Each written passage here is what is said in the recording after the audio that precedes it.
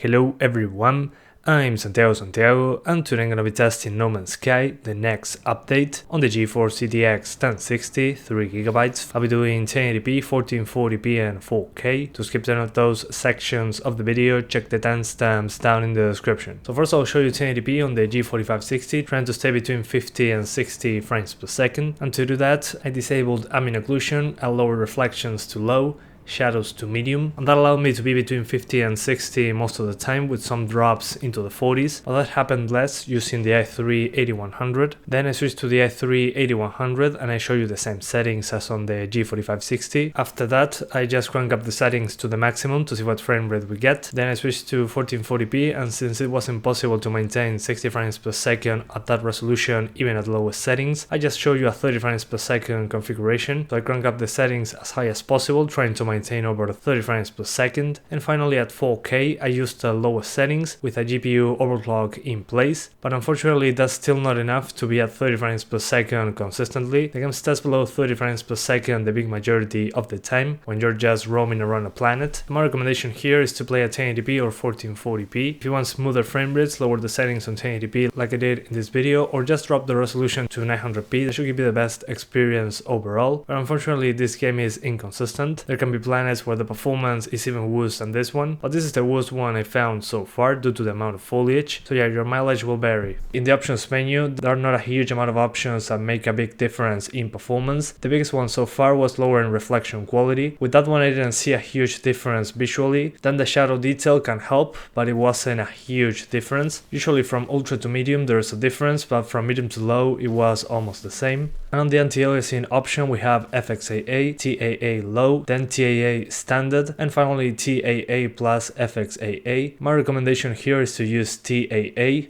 instead of TAA plus FXAA. In my opinion, those two combined didn't look that good on this game. And one thing that I really like that they added was the motion blur amount. So if you like a heavier use of motion blur, you can increase it.